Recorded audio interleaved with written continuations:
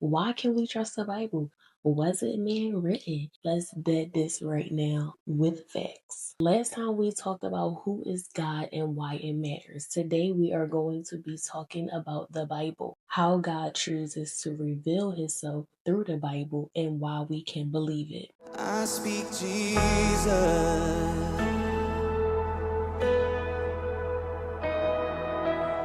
Y'all always want to hear me start off in prayer. Take me out of the equation. If you're looking for a transformation, step number one is a open heart. I pray that you open up the heart of anyone that is hearing this message today, Father God.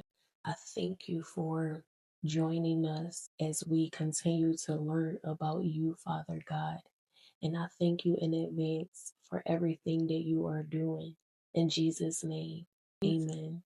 Matthew 13:15 lets us know, for the hearts of these people are hardened. Their ears cannot hear, and they have closed their eyes. What is this scripture telling us is that usually when people don't want to hear things, it's like they are so shut off to learning something new. Understanding scripture is not about intelligence, it's about willingness. How was the Bible written? The Bible is not one book written by one person, even though people think that it is. It is literally written by over 40 different authors for over 1,500 years in different continents, different languages, different countries, in different periods. The 2 Peter 1 verse 21 lets us know prophecy never came from human will, but people were moved by the Spirit and spoke from God. God used people, but the message came from Him.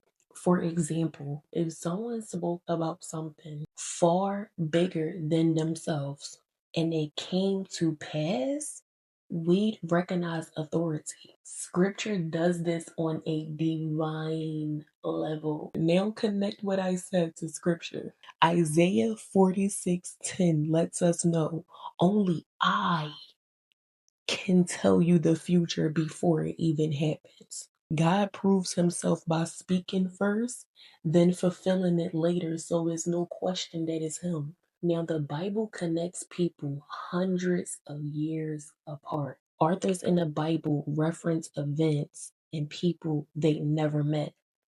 So we see this from Isaiah to Jesus, Daniel to Revelation, Psalms to the cross, Genesis to the gospel. We're going to go through all that and you're going to see how this connect.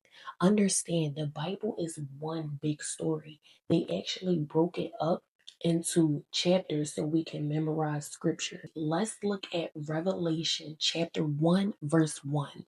It reads, "This is a revelation from Jesus Christ, which God gave him to show his servants the events that must take place soon." This means God has always been revealing his plan just piece by piece. This matters because when you read the Bible in pieces, you can miss the bigger picture God has been revealing all along. Different languages, same message. The message stayed consistent. For example, let's look at 1 Peter 1:16. King James, "Be ye holy, for I am holy." NIV version, "Be holy because I am holy." NLT version, "You must be holy because I am holy." Different wording, same truth. As we walk through scripture together, take notes. We're going to piece this together step by step, piece by piece. No rush, no pressure, understanding over speed. The song of today is Firm Foundation by Maverick City Music. The reason why this song is so important is because God has to be the anchor. God has to be what you build everything on, or it's going to crumble. He's also telling us that during the struggle, I'm not going to waste the struggle. It's going to be for my glory when you come out of it. It's preparation season. It's to build you stronger. Having him as your firm foundation, it's the joy the world can't take away. speak Jesus,